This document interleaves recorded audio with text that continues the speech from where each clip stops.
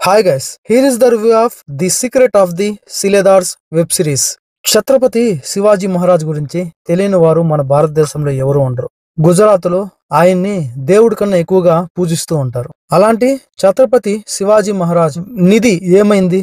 ఆ నిధి చుట్టూ తిరుగుతూ ఉంటది ఈ స్టోరీ మొత్తం ఈ the secret of the Shiledars web series లో. రీసెంట్ గానే ఓటీటీ ప్లాట్ఫామ్ లో స్ట్రీమింగ్ వచ్చేసింది. హిందీతో పాటుగా తెలుగు లాంగ్వేజ్ లో కూడా స్ట్రీమింగ్ అవుతోంది. ఇక ఈ వీడియోలో the secret of the Shiledars Telugu web series ఎలా ఉంది అనే విషయాన్ని క్లియర్ కట్ గా మాట్లాడుకుందాం. ఏ ఓటీటీ ప్లాట్ఫామ్ లో స్ట్రీమింగ్ అవుతోంది అనే డీటెయిల్స్ కూడా తెలుసుకుందాం. వీడియోలోకి వెళ్లే ముందు వీడియో చాలా ఇంట్రెస్టింగ్ గా ఉండబోతుంది. స్కిప్ చేయకుండా లాస్ట్ వరకు చూడండి. అలా చూస్తేనే నా రివ్యూ ఒపీనియన్ అనేది మీకు అర్థమవుతుంది. ఇంకొక చిన్న రిక్వెస్ట్ అండి, ఎవ్రీడే తెలుగు, హిందీ, తమిళ్, కన్నడ, మలయాళం అంటూ తేడా లేకుండా మంచి కంటెంట్ ఉన్న movie information videos, movie reviews, OTT updates ఎప్పటికప్పుడు మీ ముందుకు తెస్తూనే ఉంటా. అవి మీ వరకు రావాలంటే మన సినిమాటా ఛానల్ సబ్స్క్రైబ్ చేయలేదా? ప్లీజ్ సబ్స్క్రైబ్ చేసి సపోర్ట్ చేయండి. ఇక the secret of Shiledars Telugu web series ఎలా ఉంది అనే విషయానికి వస్తే బాగుంది గైస్, నాకైతే నచ్చింది. నా రేటింగ్ వచ్చేసి ఈ వెబ్ సిరీస్ కి 2.75 అవుట్ ఆఫ్ 5.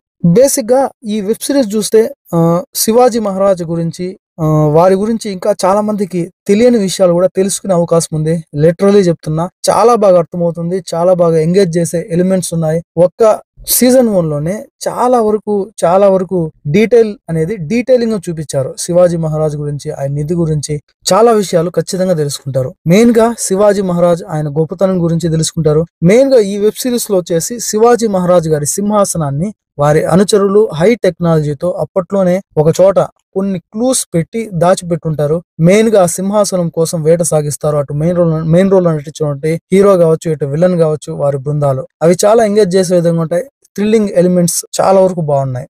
ఆదిత్య సర్పోట్దార్ ఈ వెబ్ సిరీస్ కి వచ్చి డైరెక్టర్ గా పనిచేశారు. ఇక ఈ the secret of Shiledars web series story ఏంటంటే, శివాజీ మహారాజ్ నిధిని కాపాడడానికి ఎవరికి తెలియకుండా ఎప్పటిండో ఒక సిలేదార్స్ అని ఒకరి తర్వాత ఒకరు పని చేస్తుంటారు. వాళ్ళ బాధ్యత ఏంటంటే ఆ నిధిని దుష్ట శక్తులు వారి నుండి కాపాడటం. అలా ఒక సిలేదార్ అయినటువంటి రిటైర్డ్ జడ్జి కృష్ణకాంత్ దీక్షిత్ ఒక సిలేదార్ గా ఉంటాడు.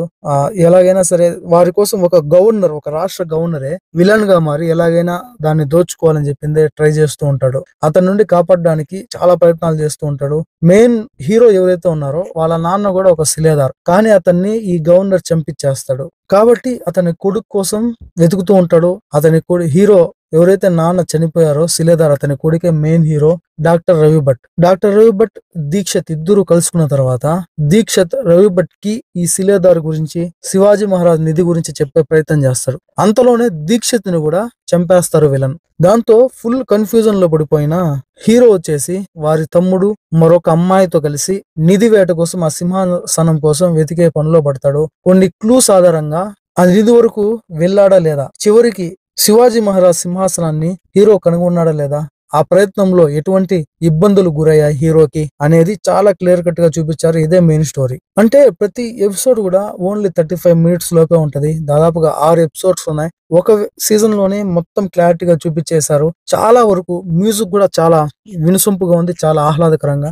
వెబ్ సిరీస్ తగినట్టుగానే చాలా చక్కగా ఉంది. మెయిన్ రోల్ లో నటించిన వ్యక్తి కూడా డాక్టర్ రవి భట్ క్యారెక్టర్ లో నటించిన వ్యక్తి కూడా చాలా అద్భుతంగా నటించాడు. చాలా హై వాల్యూ స్టాండర్డ్స్ తో తెరకెక్కించిన వెబ్ సిరీస్ ఇది.